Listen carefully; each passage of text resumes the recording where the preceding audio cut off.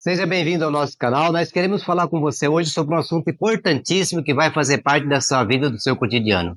Nós queremos falar para você sobre a reforma trabalhista, os pontos prejudiciais ao trabalhador, que foram vários, segundo alguns estudos de juristas, segundo advogados, segundo vários juízes, e a opinião própria mesmo que cada advogado tem e que eu próprio tenho. Nós queremos falar para você, se segura aí então, sobre aquelas partes polêmicas da reforma trabalhista de 2017. Doutor, desculpa interromper. Tem várias perguntas nas redes sociais que ainda não foram respondidas. Como é de interesse de todos, o senhor poderia responder agora para as redes sociais? Muito bem. Nós queremos dizer para você que, sobre essas perguntas que tem aí, temos vários vídeos, mais de 80 vídeos sobre direito do trabalho, gravados e à disposição sua aí no Instagram, no Facebook, no Messenger, no TikTok. Mais de 80 vídeos, de graça para você, para que você possa desfrutar deles. Você pode tirar cópia, você pode colocar para outras pessoas no seu compartilhamento, você pode fazer o que você quiser com ele, desde que seja para fim lícito, para aquelas boas finalidades que é compartilhar conhecimento. Então, que tal você fazer parte dessas nossas redes sociais? Enquanto nós preparamos aqui para responder essas perguntinhas que vão vir das pessoas que nos seguem nas redes sociais, eu peço para você, vem conosco, se prepara aí, vem conosco que nós vamos falar com você sobre essas perguntas que pode ser também de seu interesse. Bora comigo? Então, a primeira pergunta é de uma acadêmica do terceiro ano de Direito, a Cléia Cardoso Miranda, de Santa Catarina, e ela diz que a meta dela é fazer concurso para a magistratura. E pergunta o seguinte: quanto tempo acha que eu devo estudar para passar na magistratura? O que estudar especificamente? E se devo ter algum período de formação em direito, experiência para prestar concurso? Muito bem, Cleia. A sua pergunta é muito boa e você está satisfazendo a curiosidade não apenas sua, mas de uma legião de acadêmicos aí que também almejam a magistratura. Essa semana eu gravei um vídeo, aliás, falando, e eu acho que ainda não foi postado, né, Fernando? Não foi, né? Então, onde eu falo sobre esse assunto e você fica aí, atento que ele vai ser soltado aí, no máximo no final dessa semana, no começo da outra semana. E esse assunto eu falo sobre esse tempo de estudo, que é um dos objetivos, né, daquele que está tentando a magistratura. Aliás, essa questão é subjetiva, é muito subjetiva. Uma pessoa pode, de repente, passar num concurso da magistratura com 1 ano e meio de estudo, é raro, mas pode ser, e outras vai 5, vai 10 anos estudando e às vezes nem consegue passar. Então, a subjetividade depende de cada um. Vai variar de estudante para estudante. A pergunta sua é a seguinte: quanto tempo você estudará por dia? Tudo bem. Você tem emprego onde precisa trabalhar, você precisa se dedicar, ou tem tempo para estudar 24 horas por dia? Essa é a questão. Quanto tempo você tem para estudar? E dependendo disso, e com o afinco que você vai estudar, vai ser menos tempo ou mais tempo. Eu digo tempo em dias, em anos de estudo, tá? Eu tenho, por exemplo, um filho que ele estudava 16 horas por dia para passar num concurso no vestibular de medicina. E aí eu dizia para ele assim: filho, vamos lá visitar seu avô, sua avó que estão doentes e tal. Ele dizia: pai, se eu desfocar, se eu sair daqui para ir visitá-los, eu perco o foco. E eu preciso estudar porque eu preciso passar nesse concurso, desculpa, nesse vestibular, que já tinha 2 anos que ele fazia vestibulares e não passava. Mas, enfim, com o foco nos estudos, com aquilo que ele colocou para dizer, eu quero passar agora, com o afinco que ele foi, ele conseguiu passar.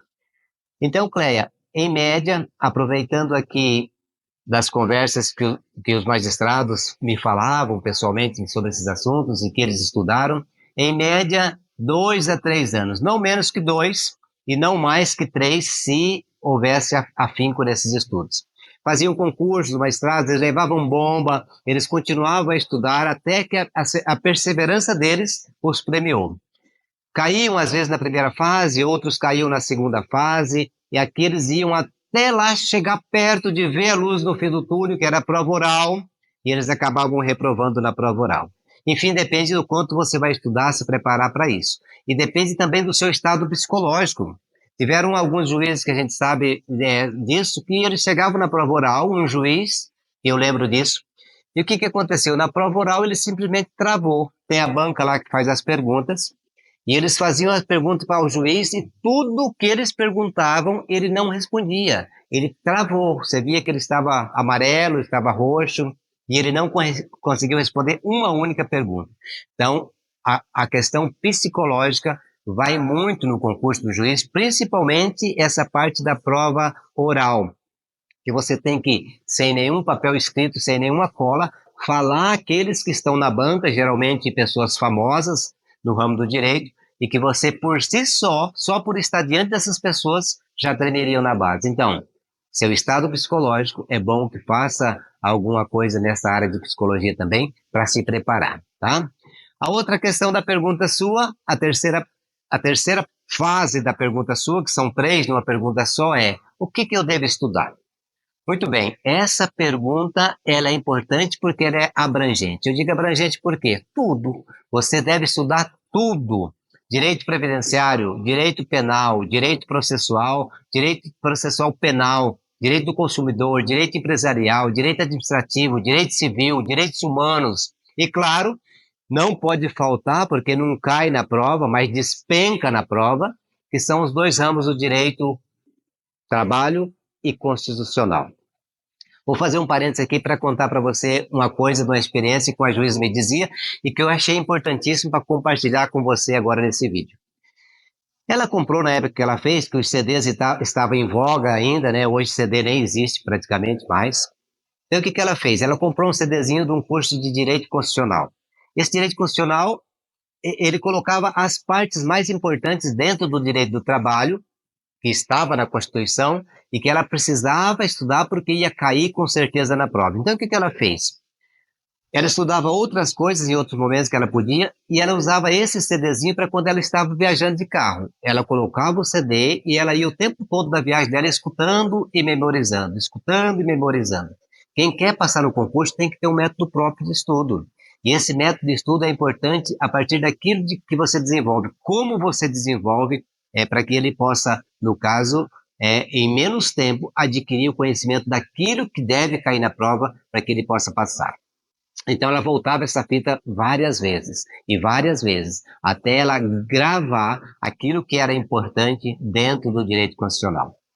Então, eu queria falar com você também sobre outra parte da pergunta sua, que foi esse tempo de experiência jurídica. Aliás, essa foi a terceira parte, né? O tempo de experiência jurídica para abrir a porta para a inscrição para os concursos. A Constituição Federal de 1988, ali no artigo 93, ele fala uma coisa interessantíssima. Ela teve uma alteração na emenda constitucional número 45, lá em 2004, e ela fala que o bacharel em Direito, que quer prestar o seu concurso para a magistratura, ele tem que ter, no mínimo, 3 anos de atividade jurídica. Então, esse momento de comprovar a atividade jurídica era quando? Dentro do concurso. Era muito discutido isso. Era o momento que se fazia a inscrição inicial, era o momento que você fazia a inscrição definitiva, ou era no momento que você ia tomar a posse? Qual era o momento? Era muito discutido isso e estava ali num limbo. Então, o que aconteceu? O STJ foi bater o martelo e disse assim: olha, o momento de comprovar os 3 anos da atividade jurídica é o momento que você vai fazer a inscrição definitiva do concurso, tá?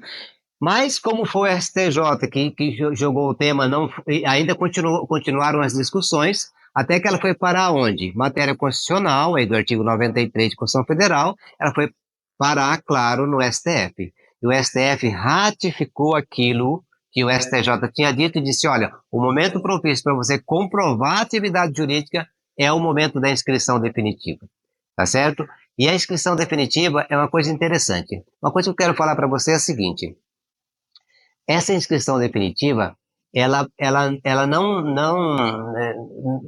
muita gente diz assim: mas eu estou ainda pertinho dos 3 anos, eu tenho que esperar chegar esses 3 anos, quem sabe se fosse lá na posse e tal, daria tempo, enfim. Mas uma coisa interessante dentro da inscrição definitiva, e que agora foi batido o martelo, como eu já disse, que é a partir dessa fase, né, da inscrição definitiva, que você vai vai comprovar os 3 anos de atividade, ela pode ser contada também, esses 3 anos de experiência jurídica no seu trabalho. Eu, por exemplo, quando eu prestei concurso para magistratura, eu utilizei mais de 10 anos que eu já tinha de atividade jurídica dentro da Justiça do Trabalho, como os 3 anos necessários à comprovação da experiência jurídica. E valeu, tá? O Renato Souza Mesquita também fez a seguinte pergunta: se você acha que a reforma trabalhista de 2017 trouxe prejuízos ao trabalhador, e pediu para você especificar, na sua opinião, quais as 3 mais importantes. Eu gravei um vídeo essa semana, Renato, respondendo a sua pergunta, onde eu disse que eu acho que alguns juristas, magistrados renovados também achariam, que eles também acharam e que eles também acham, que houve sim um prejuízo ao trabalhador em diversos pontos, de modo especial, naqueles que os sindicatos podem falar por você, trabalhador, em acordos e convenções coletivas, e fazer certos acordos, vamos dizer assim, que podem prejudicar, inclusive, o chamado direito adquirido. Como você sabe, direito adquirido, coisa julgada, mesmo que se você já passou aí do 6º período de direito, é uma coisa que vem muito à tona, tá? Você já passou aquela parte que vem muito da teoria, a parte onde você fala sobre os pensadores, enfim, você começa a passar para essa questão da prática jurídica. Então, direito adquirido e coisa julgada vai começar a vir com muito afinco e muito mais vezes dentro das suas aulas de direito, para que você possa saber, direito adquirido e coisa julgada não se mexe, tá certo? Direito adquirido, coisa julgada não se mexe. Mas isso é fato, é batido o martelo disso? Era. Hoje pode não ser mais, tá? Então, aquilo que, claro, dentro de uma ação rescisória, por exemplo, que pode você ter uma coisa julgada já e você retornar aquilo ao status anterior ou eliminar aquilo, tirando essa ação rescisória, que é até 2 anos depois do trânsito julgado, acabou, tá? Renato, houveram vários, vou colocar 3 pontos de prejuízo ao trabalhador aqui dentro da reforma trabalhista. Primeiro ponto, eu acho muito interessante, tá? Foram vários, tiveram muitos, mas vamos colocar esses 3 pontos que você pede para colocar aqui. Primeiro ponto é a quitação anual. O artigo 507B da CLT, ele teve essa mudança aí na reforma trabalhista.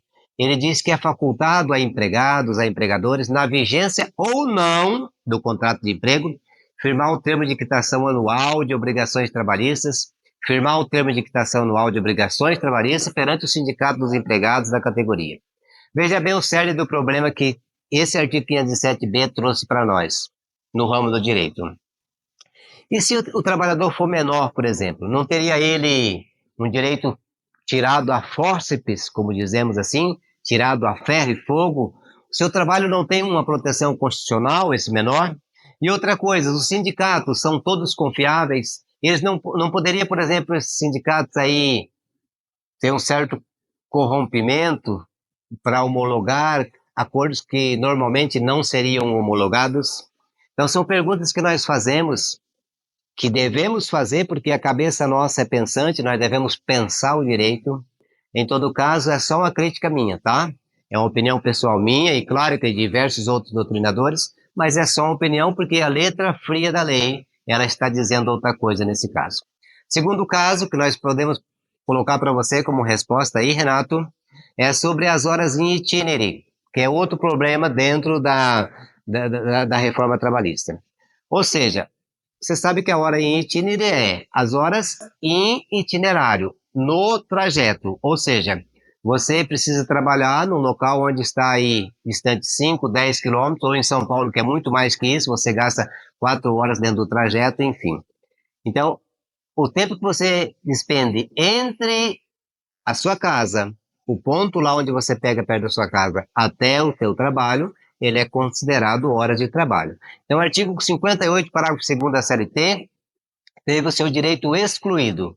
E o que ele diz? Parágrafo 2º lá do artigo 58, ele diz que o tempo despendido pelo empregado, desde a sua residência até a efetiva ocupação no posto de trabalho e para o seu retorno, caminhando ou qualquer outro tipo de transporte, inclusive o fornecido pelo empregador, ele não será computado na jornada de trabalho por não ser um tempo à disposição do empregado.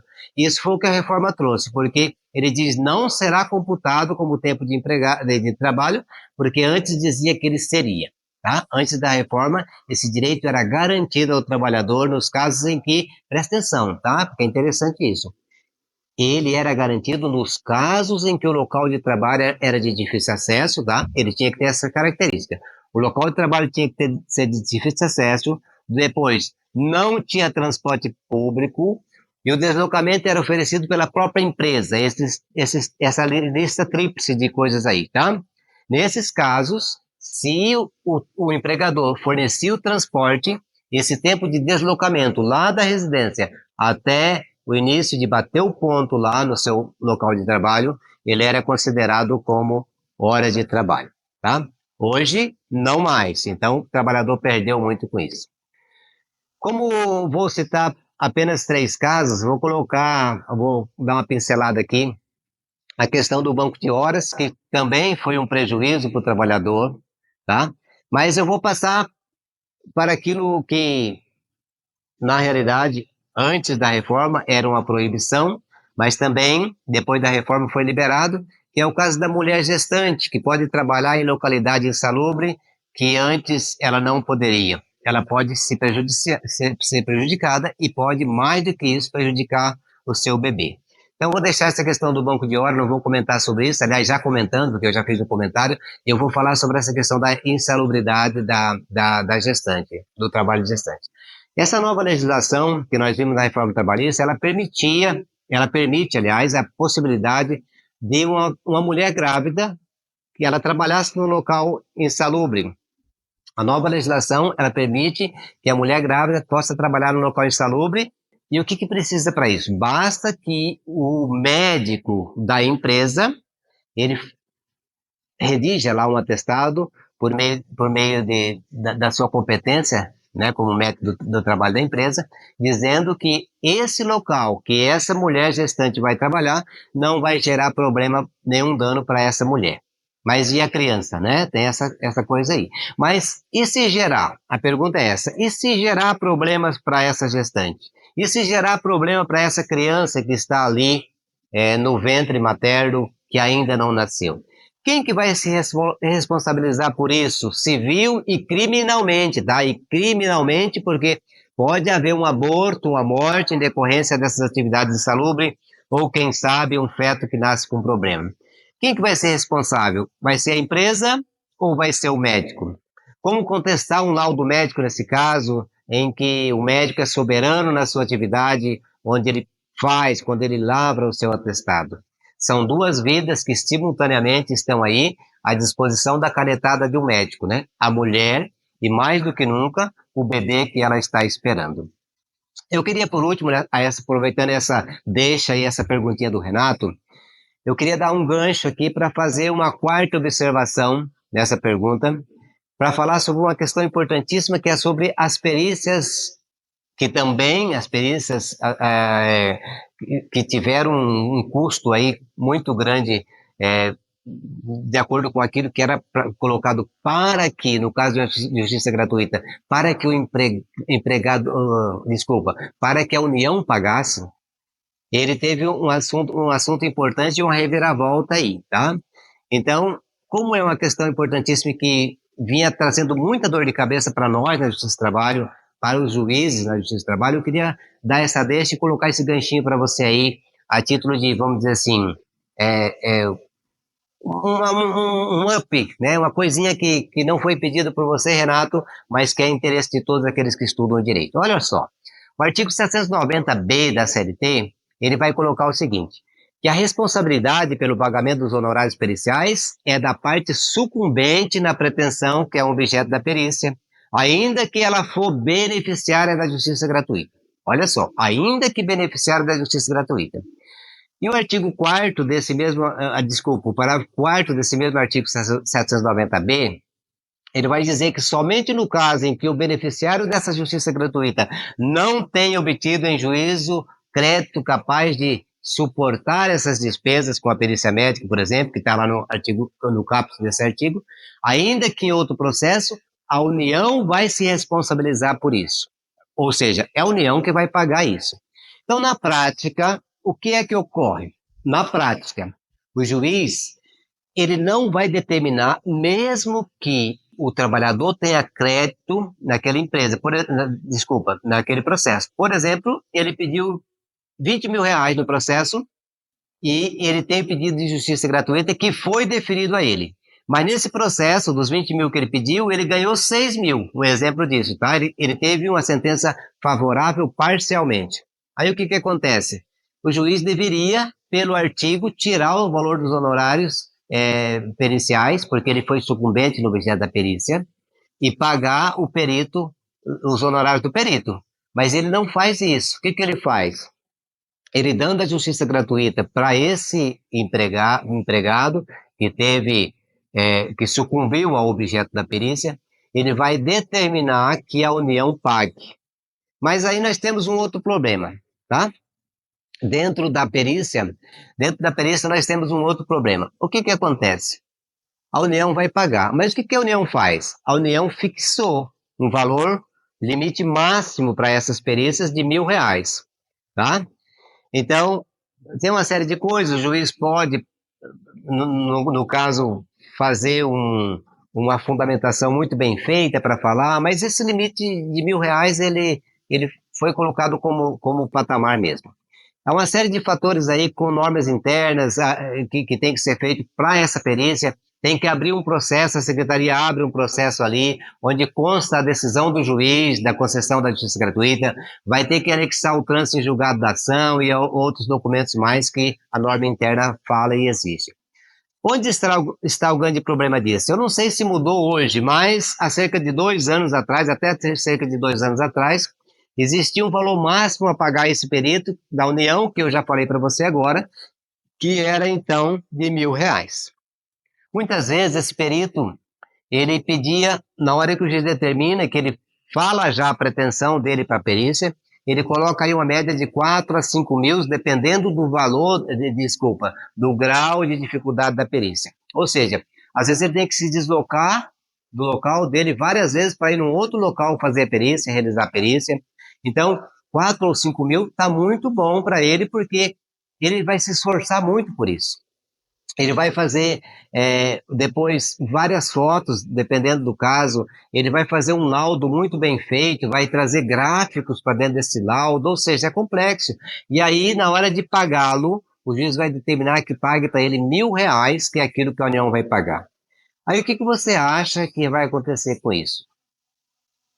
Nós vamos perder os peritos. Os peritos fazem a inscrição dentro do site, dentro da própria Justiça do Trabalho, se habilitam a ser peritos, falam qual é a sua especialidade e na hora o juiz vai determinar que se intime tal perito ou tal perito.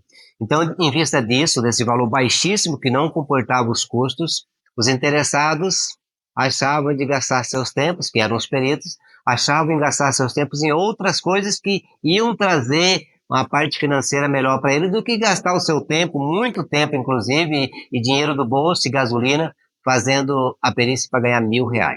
E a terceira pergunta que temos aqui é uma estudante que vai iniciar o 5º ano do curso de Direito, Aline Torres Freitas, e ela queria que você respondesse, doutor, o seguinte: com quantos anos o menor trabalhador pode ter sua carteira assinada? Quais os tipos de serviços que ele não pode trabalhar? E como fica a situação se ele entrar na justiça quanto ao empregador que o empregou irregularmente? Aline, a pergunta da Aline agora, que nos foi colocada agora, a lei permite, tá, Aline, contratar jovens entre 14 e 16 anos para trabalhos na condição de aprendiz.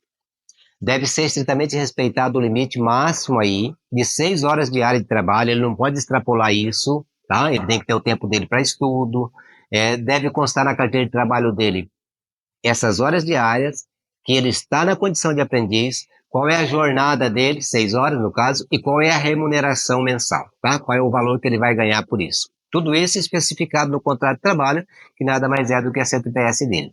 Se ele for menor de 16 anos, ele vai precisar da assinatura dos pais ou do responsável, porque esse trabalhador menor de 16 anos, ele não tem autonomia para decidir sobre aquilo que ele pode ou não fazer nessa esfera trabalhista.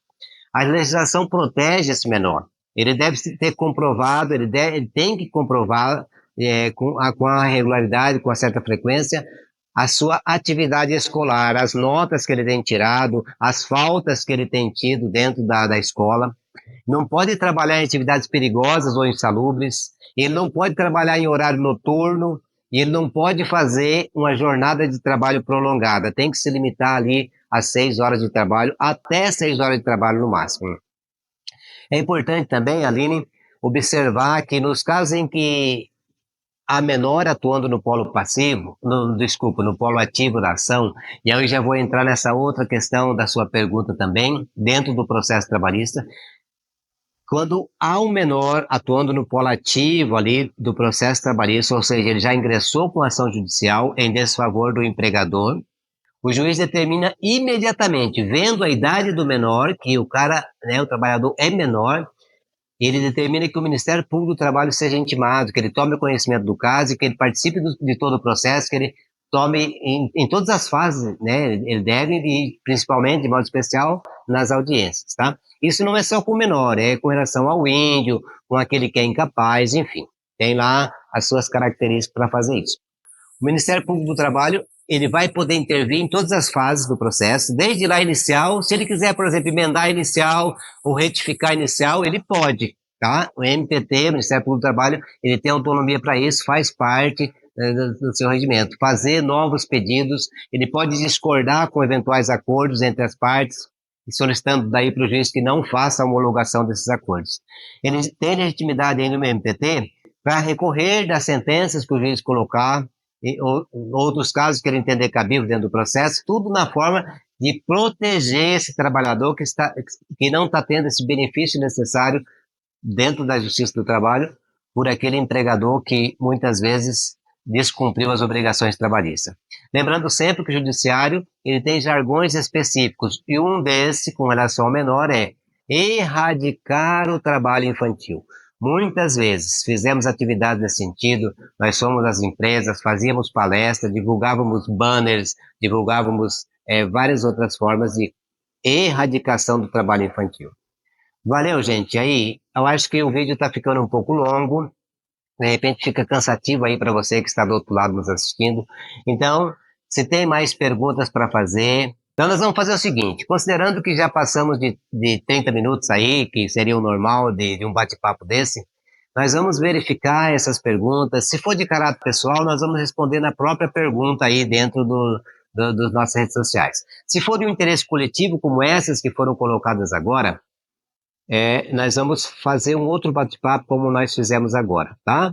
Que é de interesse daí de vocês, trabalhadores, dos profissionais que atuam nesse ramo do direito. Nós vamos fazer uma nova sessão de bate-volta, uma nova sessão de perguntas e respostas para que a gente possa trazer para você essas dúvidas que são daqueles que nos assistem, que nos acompanham e que também é do interesse coletivo. Ficamos assim? Bora lá então fazer o nosso triplo C, que nós sempre pedimos, se nós quase que exigimos, mas você nunca cumpre. Então, CCC, curta, comente, compartilhe, inscreva aí nos nossos canais, não custa nada para você. Então, um abração para você e até o próximo vídeo.